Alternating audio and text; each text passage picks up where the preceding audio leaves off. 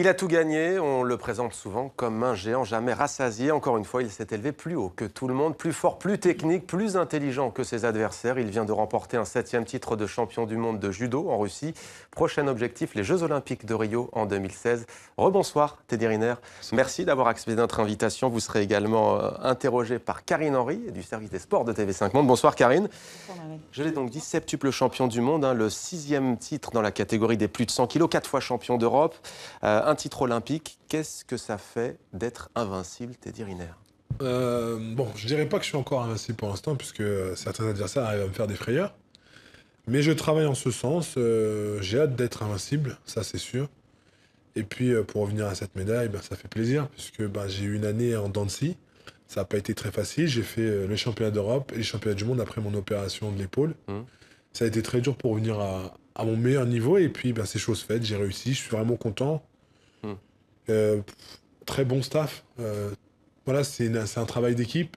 Donc, je remercie vraiment ceux qui ont œuvré pour me mettre en confiance et me donner tous les moyens pour arriver à aller chercher une médaille comme celle-ci. Alors justement, vous reveniez de blessure avant ces championnats du monde. Vous êtes invaincu depuis 2010, c'est pour ça que je disais invincible, 65 combats sans aucune défaite. Où trouver la motivation, sincèrement? Comment est-ce que vous faites concrètement? Comment vous vous entraînez? Comment vous trouvez la motivation pour continuer? Chaque année, il faut savoir, chaque Olympiade, il y a toujours des nouveaux adversaires, il y a toujours des défis à relever, il y a des nouvelles compétitions. Le circuit ne fait que s'agrandir. Et quand on aime le judo, quand on aime s'entraîner, quand on aime faire mettre des hippons, la motivation, c'est de s'entraîner, prendre du plaisir sur les tapis et puis surtout d'aller chercher les meilleurs. Et la gagne, je vais pas vous mentir, j'aime gagner. Vous les regardez en vidéo, ces adversaires, ce qu'on voit parfois dans les sports collectifs? Quand je connais pas trop, oui, je prends les informations de savoir s'il est droitier, gaucher, s'il fait réagir, comment il fait le judo. Et t'es dit, dans quel domaine encore vous pouvez progresser? Alors, est-ce que la technique, c'est déjà pas mal? Est-ce qu'au niveau mental, il y a encore des choses à faire?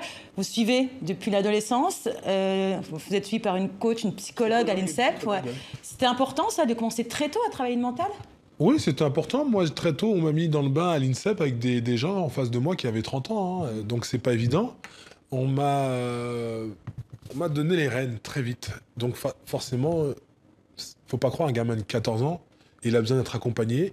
Il a besoin de savoir comment gérer la pression de compétition, comment gérer les à côté, la famille, la vie privée, et sortir aussi parfois du cadre de que le sport. Voilà, cette psychologue m'a aidé à me construire et c'est dommage qu'en France, on assimile psychologie et psychiatrie à des fous. Non, c'est deux choses différentes. La psychologie, c'est ma psychologue, moi c'est mon ami, c'est quelqu'un qui m'accompagne au quotidien. C'est du bien-être? Bien sûr. C'est le bien-être du cerveau. Une tête bien faite. Quand on a envie d'aller chez l'esthéticienne, on va chez l'esthéticienne. Pour son corps, tout ça, pour le cerveau, c'est la psychologie. Alors, on sait que vous aimez gagner, vous l'avez dit, mais avec la manière. Ce qui vous énerve, mais alors, et puis ce qui vous agace par-dessus tout, on peut le dire, Teddy, c'est le refus du combat des adversaires. Et c'est encore arrivé en finale en Russie, là. On l'a vu plusieurs fois poser la main sur le tatami. Pourquoi ça vous agace? Ça m'empêche de faire mon jeu, ça m'empêche de m'exprimer, ça m'empêche de juste essayer d'aller chercher une belle médaille, essayer de... Voilà, de marquer une point. C'est pas illégal, oui. ce qu'ils font. Non, c'est pas illégal, mais tu feras pénaliser. 3 fois, c'est ça? 3 fois gratuitement, entre 4 guillemets, fois, et avant, la quatrième, ils la mettent pas. Mm. C'est dommage, d'ailleurs. Et quelle est la parade, alors? Comment vous la préparez parade, ça? il n'y a pas de parade contre des adversaires comme celle-ci. Peut-être au moment où je pose les mains, c'est attaquer tout de suite, mais... Vous avez coutume de dire qu'il y a 3 types d'adversaires, justement. Ça, c'est un type d'adversaire. Quels sont les 2 autres? Aujourd'hui, ce que je rencontre le plus, c'est les adversaires comme Shinoe, un japonais. Ils vont, dès que j'aurai les mains posées, ils vont se mettre à genoux. Il y a ceux qui vont livrer bataille d'entrée et ils vont tout donner. Et puis il y a ceux qui vont pas se mettre à genoux, mais qui vont m'empêcher de faire.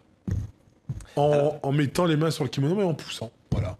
Alors, on vous a vu soutenir dans les tribunes vos coéquipiers de l'équipe de France, notamment Clarisse Agbenienou, qu'on compare souvent à vous d'ailleurs. Vous êtes déjà un modèle de comparaison. Vous parliez de psychologie. Comment vous gérez ça, cette médiatisation? Moi, je suis plutôt côté cool, no stress. Voilà, ça me fait plaisir. Mais une fois la compétition passée, on prend des vacances, on passe à autre chose. Je pense qu'il ne faut pas rester sur ses acquis, sur ses lauriers. Et moi, tant que je vais rester sur ce fonctionnement-là, je vais continuer à avancer. Un prochain objectif, c'est Rio, forcément, 2016. Mais cette médaille-là, vous l'avez dédiée à votre fils, à votre femme. Alors, est-ce que ça a changé quelque chose pour vous d'être devenu papa? Bien sûr, ça change beaucoup de choses. Aujourd'hui, j'ai une petite bouille à m'occuper. Ça vous donne plus de force, encore plus? Ah oui, bien sûr, c'est un second souffle. Cette médaille, je pense à lui à chaque fois que j'étais sur le tapis. C'est beaucoup d'émotions, c'est beaucoup de plaisir, c'est beaucoup de force que ce petit m'apporte. Merci beaucoup Teddy Riner, je le rappelle, septuple champion du monde de judo, dont 6 en plus de 100 kilos et champion olympique. Merci Karine d'avoir participé à cet entretien.